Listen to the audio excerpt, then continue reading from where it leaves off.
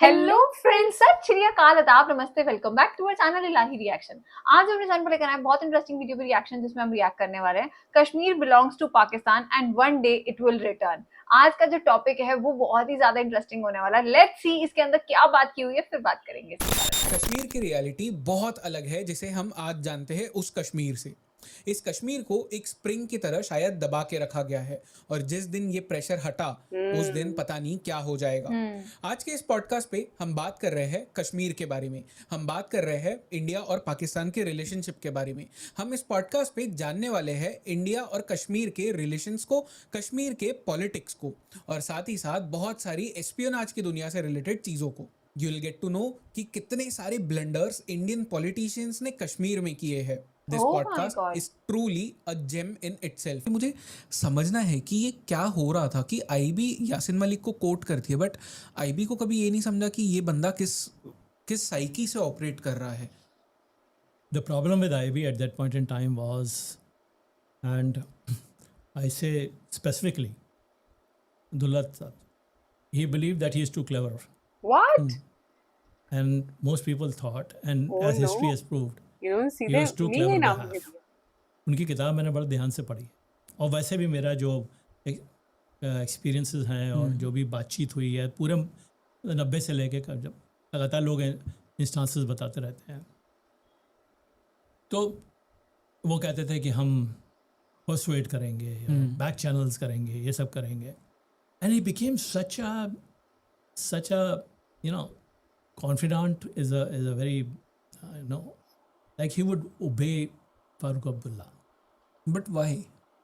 Okay, and जब मैंने किताब पढ़ी तो मेरे को सबसे बड़ा एक दुख इस बात का हुआ कि वो शुरू में ही अपनी किताब में he talks about whining and dining and so and shows table was the best table और वहाँ पे बड़ा मज़ा आता था, ये होता था।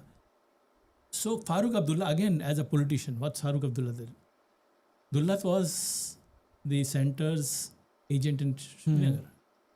He converted him into his own agent. अपने पाले में ले लिया। अच्छा, Nepal. And Dullat in his book also keeps on glorifying Farooq Abdullah. Okay, without cause. And he actually should have written more about ऐसी चीज़ों को लिखना चाहिए था जो ऑपरेशंस हुए, ये हुए, वो हुए। लेकिन वो मैंने उससे फारूक से कहा उसको एमएलसी बना दो, तो उसको एमएलसी बना दिया। फिर उसके बाद जब उसका टर्म ख़त्म हो गया मैंने दोबारा गया उनके पास, तो वाई आईबी चीफ का क्या ये रोल है कि किसको एमएलसी बनना है, किसको नहीं बनना? या यासीन और यासीन जैसे लोगों को नेपाल जाना है या बनारस जाना है या पटना जाना है तो उसका अरेंजमेंट करे हो। There was so much of resentment against the IB, BSF, army, ITBP, Jammu and Kashmir police, they hated it. अच्छा, सब? Yes, because they were sitting with the enemy. एक गवर्नर की मीटिंग में इस पे झगड़ा हुआ बहुत कि एक यंग ऑफिसर को एक इंफॉर्मेशन मिली कि एक बड़ा सा टेररिस्ट कहीं है और उसने रेड किया और रेड करने के बाद उठा लिया। अब आईबी ने प्रेशर किया कि इसे छोड़ दो और उस रेड में 3 जवान घायल हुए थे, 1 मारा गया था। oh my God. Now when IB से इसको छोड़ दो, नेचुरली जिस बंदे ने उठाया है या पूरी मतलब फौज कहीं भाई हमने अपने आदमी को क्यों मरवाया भाई, आप क्यों छुड़वाना चाहते हैं? He is a part of the back channel efforts, but he is not the top guy. आप छोड़ दो, कैसे छोड़ दें? इसे बाकायदा बहस हुई, army refuse to do it. इस तरह के बहुत सारे और भी मुद्दे हैं। एक और मुद्दा है, आईबी की कॉन्फ्रेंस श्रीनगर में अरेंज होती है जो कि मिलिटेंसी के हॉटबेड था। उसमें आईबी के ऑपरेटिव्स को बुलाया जाता है, इनको हम एजेंट्स कहते हैं। वो होती है लेकिन हर साल होती है, अलग अलग जगह होती है, मतलब it is very confidential. First time ever Farooq Abdullah is asked to address it. या I remember this. It's again in the book in detail. और उसका कॉन्सिक्वेंस क्या होता है? अच्छा, वहाँ पे पब्लिक प्लेस में है, ये सब हो रहा है, खूब फोटोग्राफ्स ली जा रही हैं, ठीक है, श्रीनगर के कौन बीच में किसकी ये फोटोग्राफ मीटिंग। ले रहा है, जो बेचारे आइडेंटिटी सबकी रिवील हो गई। फारूक अब्दुल्ला के साथ में फोटो लिया, इट गोस पब्लिक एंड हाँ, अब सबको पता है कि viral हो आईबी गई का थी वो ऑपरेटिव फोटो। कौन यहाँ पे जेएनके में नहीं, placed आते है। जाते उतरते चढ़ते सब, क्योंकि उस कॉन्फ्रेंस में सिर्फ उस आईबी के लोग ही जाएंगे ना, तो यू टेक मल्टीपल प्रोग्राम, भाई ये भी है और फिर आइडेंटिफाई करना बहुत मुश्किल नहीं है। There was series of killings या आईबी ऑफिसर्स की। यहाँ एक किताब है फारूक ऑफ कश्मीर, उसमें बाकायदा नाम लेके लिखा है कौन कौन मारा गया और कैसे मारा गया। तो बता सकते हैं इसके बारे में थोड़ा? मतलब वो have to open the book to read out the names, okay. काफ़ी नाम है उसमें। I have actually detailed it and the whole IB operation in Kashmir collapsed. जो नहीं मरे वो डर गए। पर सर ये किसका आइडिया था कि फारूक अब्दुल्ला को वहां पे इनवाइट करना? आईबी का ही idea? Because he was sucking up to Farooq.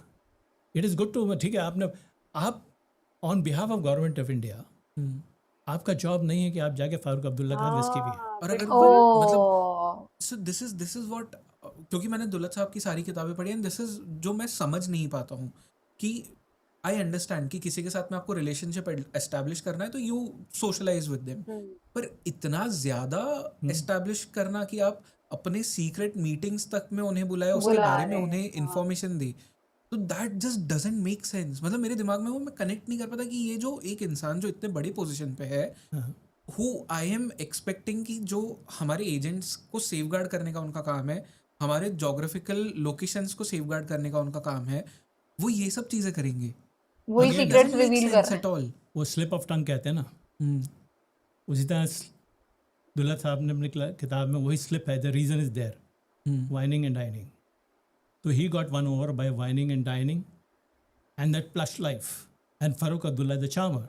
Farooq साहब से अगर आप बात करिए, जब यू लव हिम, तो फारूक के बारे में उनकी बहन क्या कहती हैं, उनके और डिट्रैक्टर्स क्या कहते हैं, डिस्को चीफ मिनिस्टर वगैरह वगैरह, वो सब अलग है। लेकिन Farooq one to man, he is a nice man to know, and Dulat fell for it, and that's the major thing कि जितना भी सो कॉल्ड कवर्ट ऑपरेशंस हो रहे थे वहाँ पे, कहीं ना कहीं उसका लीक हो रहा था। पूरा नहीं लीक है, तो अगर इतनी सी भी इंफॉर्मेशन लीक होती है तो जो दूसरी साइड में बैठा है वो जल्दी से कनेक्ट कर सकता है। That is what is counter intelligence is. Correct.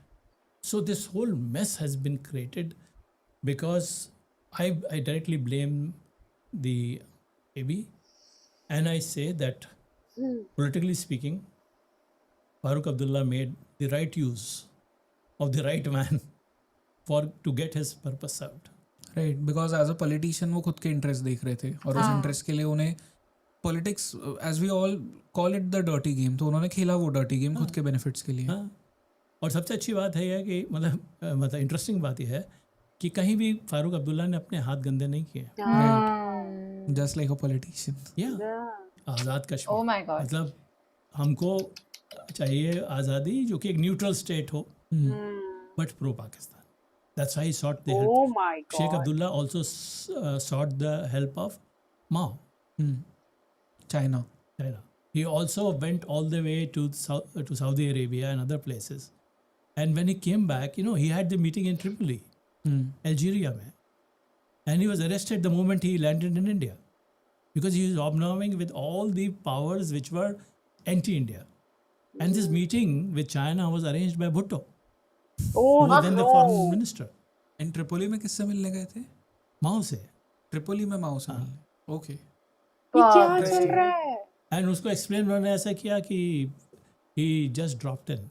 Kashmir हर भारतीय के लिए एक बहुत इमोशनल चीज होता है। इट्स ऑलमोस्ट लाइक वो एक जोग्राफिकल लोकेशन तो है, but it is also an emotion for every Indian and I am very sure for every Pakistani as well, क्योंकि कश्मीर को लेके ही तो दोनों देशों के बीच में लड़ाई झगड़ा है, सही बात। ऑफ कोर्स और हजार रीजंस है, but Kashmir is one of those. Tell me something about Kashmir की जो आज हम, क्योंकि कश्मीर देख रहे हैं, मैं बहुत रिसेंटली अभी कश्मीर जाके आया हूँ एंड जो मैंने अभी देखा है वहाँ पे, भाई बहुत it खराब doesn't कंडीशन है seem वहाँ पे। like जिस कश्मीर की बातें हुआ करती थी, हाँ, तो वो जो नहीं आपने बचा। कश्मीर देखा था उसके बारे में मुझे बताइए सर। कैसे वहाँ पे इतना सेक्रेटेरियन फीलिंग डेवलप हुई, हेट्रेड डेवलप हुई। ऐसा नहीं है कि कश्मीर में हमेशा सब अच्छा ही रहा, सब चंगा रहा, ऐसा नहीं है। लेकिन वो एक बिलो द होराइजन था। ये अचानक कैसे बस्ट आउट हो गया और इतना वायलेंस का शेप ले लिया और इतना ज़्यादा अग्रेसिव हो obviously गया। one reason is ISI and Pakistan and all that, they sponsored a lot of stuff, but जो आवाम है वो कैसे इस तरह से कट गया कि जो पूरी तुम हिंदुस्तानी हम कश्मीरी वाली फीलिंग आ गई। हाँ आप अभी सही बात कश्मीर है। गए तो बहुत अच्छा लगा आपको, वहाँ हिंदुस्तान पे अलग, बड़ा कश्मीर अलग। कश्मीर पहले अलग। ऐसा नहीं था। डर नहीं लगा मुझे, बेसिकली एज अ टूरिस्ट मुझे डर बिल्कुल नहीं लगा। लेकिन फैक्ट ये है साथ साथ कि कुछ भी कभी भी हो सकता है। हाँ हाँ, इट्स लाइक आपको मालूम है कितने बेसिकली नहीं, जिसे आपको दबा के रखा गया है। हाँ। दबा के रखा गया टोटल। और जितने भी कुछ हो रहा है, पहलगाम मैसेकर हुआ, हम्म वो बंदे कहाँ गए? हाँ, मार दिए महादेव पीक पे। इतना बड़ा ब्लास्ट हुआ पुलवामा, कहाँ गया? कहाँ गए? सो रोज इनकाउंटर की खबर आती है, वो फिगर्स मेरे पास हैं लिखी हुई कि कितने लोग मारे गए, कितने लोग इंजर्ड होते हैं, including from the defence forces. आज की वीडियो का टाइटल ना कश्मीर के सीक्रेट्स रिवील होना चाहिए था। मतलब कोई किसी का नाम लेके ऐसा ऐसी बातें कर लेंगे वीडियो के अंदर, मैं सोच भी नहीं सकती थी। मतलब इतनी ज्यादा उन्होंने हमारे को इन्फॉर्मेशन दी है ना।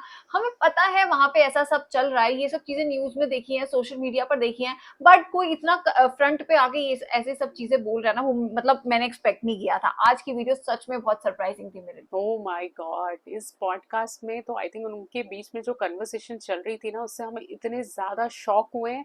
मतलब जो नाम, जो फिगर ये बता रहे थे, वो चीज हमें इतनी ज्यादा परेशान कर रही थी कि ये गवर्नमेंट क्या कर रही है। और वाकई भी ये बात ट्रू है, अगर आप कश्मीर जाएं, विजिट करें, वहां लोकल लोगों से बात करें, तो भाई वो परेशान है, वो दोनों साइड से परेशान है। वो उनको ना अपना एक अलग एक उनकी अलग डिमांड है कि उन्हें सिर्फ फ्रीडम चाहिए। वो कहते हैं हम दोनों तरफ से परेशान चल रहे हैं भाई, हमें कहीं से भी एक दिन के लिए भी, हमारे बच्चे स्कूल तक भी जाते हैं ना, तो हमें डर लगा रहता है कि पता नहीं वो वापस भी आ पाएंगे या नहीं। सो आई थिंक वो हम उस चीज के साथ ना कनेक्ट कर पा रहे थे। तो हमें तो आज का ये पॉडकास्ट वाली जो वीडियो थी ना, ये हमें बहुत ज्यादा शॉकिंग लगी। उम्मीद करते हैं आप सबको पसंद आई होगी। इस वीडियो के बारे में आप सबका क्या कहना है कमेंट सेक्शन में जरूर बताइएगा, और इस वीडियो को लाइक और शेयर करना मत भूलिएगा। और हम मिलेंगे एक नई वीडियो में, तब तक के लिए ओके बाय।